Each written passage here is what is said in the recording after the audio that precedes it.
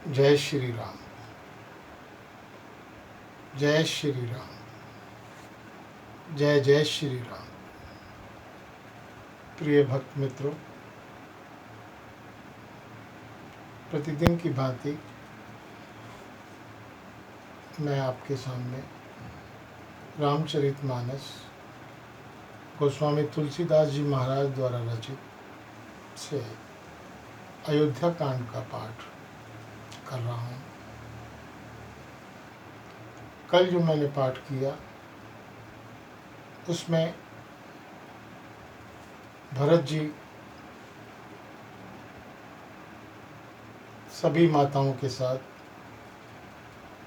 प्रयागराज पहुँचे और वहाँ उन्होंने त्रिवेणी में सबने स्नान किया और भरत जी ने त्रिवेणी से प्रार्थना की और अंत में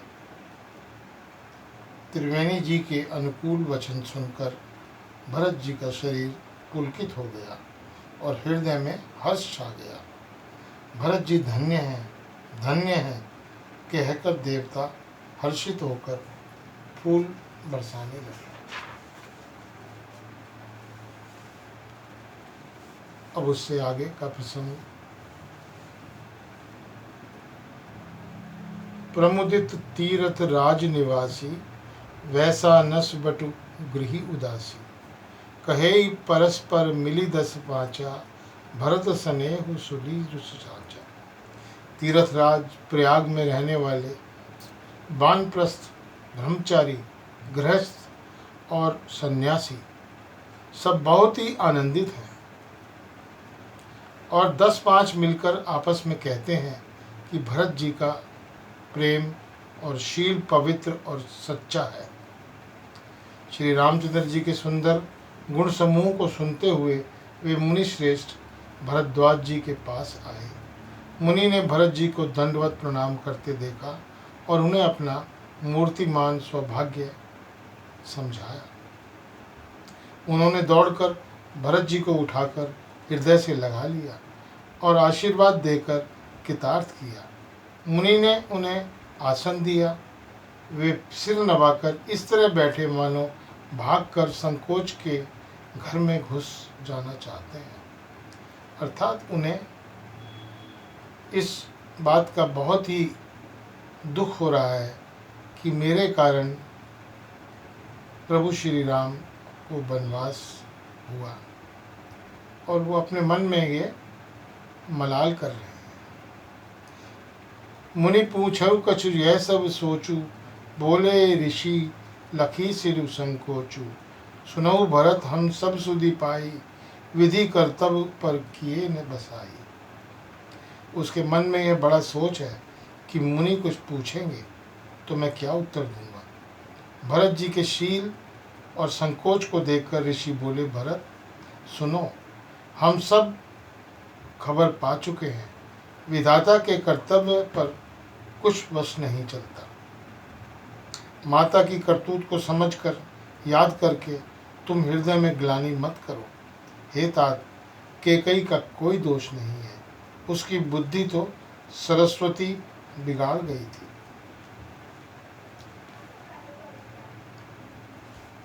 वह कहते भी कोई भला न कहेगा, क्योंकि लोक और वेद दोनों ही विद्वानों को मान्य है। किंतु हे तात, तुम्हारा निर्मल यश गाकर तो लोक और वेद दोनों बढ़ाई पाएंगे। यह लोक और वेद दोनों को मान्य है और सब यही कहते हैं कि पिता जिनको राज्य दे वही पाता है। राजा सत्यवती थे, तुमको बुलाकर राज्य देते तो सुख मिलता, धर्म रहता और बड़ाई होती। सारे अनर्थ की जड़ तो श्री रामचंद्र जी का वन गमन है, जिसे सुनकर समस्त संसार को पीड़ा हुई है। वह श्री राम का वनगमन भी भावी वश है। बेसमझ रानी तो भावी वश कुचाल करके अंत में पछताई है।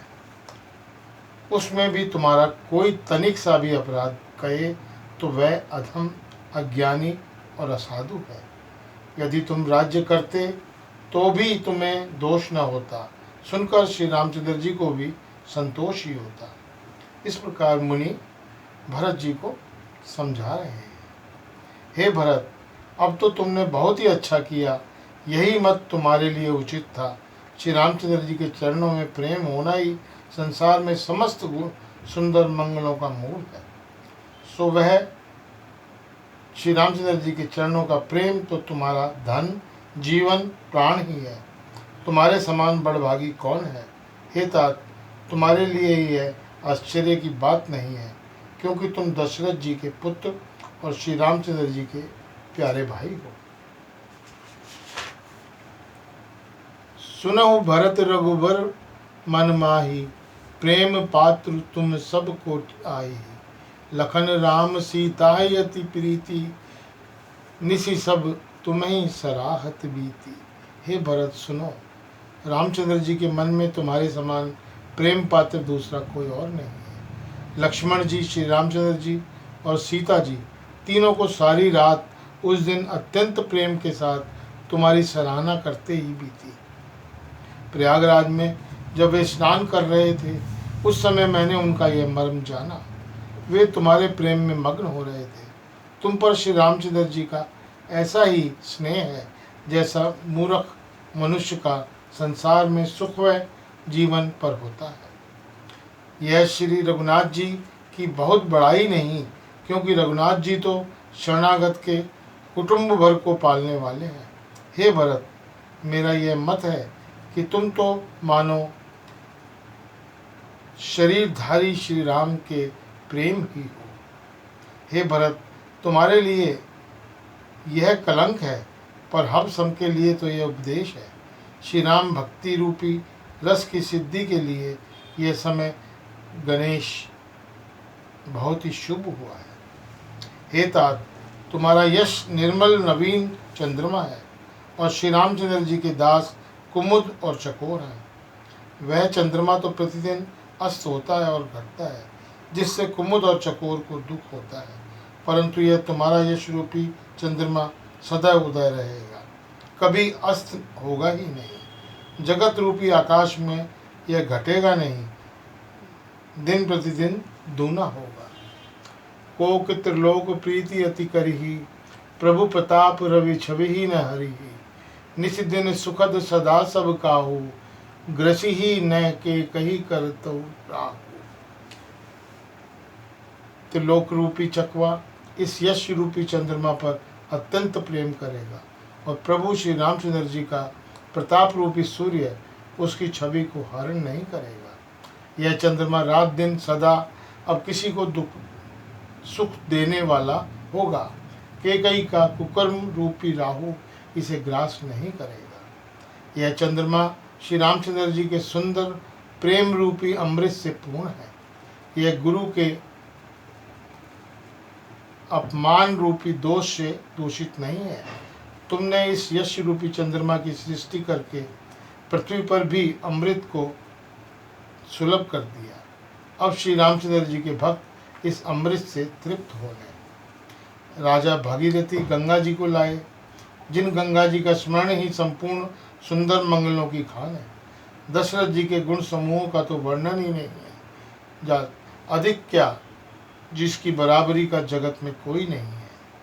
जिनके प्रेम और संकोच के वश में होकर स्वयं सच्चिदानंद भगवान श्री राम आकर प्रकट हुए, जिन्हें श्री महादेव जी अपने हृदय के नेत्रों में कभी अधाकर नहीं देख पाए, अर्थात जिनका स्वरूप हृदय में देखते ही देखते शिव जी कभी तृप्त नहीं हुए। परंतु उनसे भी बढ़कर तुमने कीर्ति रूपी अनुपम चंद्रमा को उत्पन्न किया, जिसमें श्री राम प्रेम ही हिरण के रूप में बसता है। हे तात, तुम व्यर्थ ही हृदय में ग्लानि कर रहे हो, पारस पाकर भी तुम दरिद्रता से डर रहे हो। सुनो भरत, हम झूठ न कहें, उदासीन तापस बन रहे हैं। सब साधन कर सुकुल सुहावा, लखन राम सिय दर्शन पावा। हे भरत सुनो, हम झूठ नहीं कहते, हम उदासीन हैं, किसी का पक्ष नहीं करते, तपस्वी हैं, किसी की मुंह देखी नहीं कहते और वन में रहते हैं, किसी के कुछ प्रयोजन नहीं रखते। सब साधनों का उत्तम फल हमें लक्ष्मण जी, श्री रामचंद्र जी और सीता जी का दर्शन प्राप्त हुआ। जय श्री राम। आज के लिए केवल इतना, शेष कल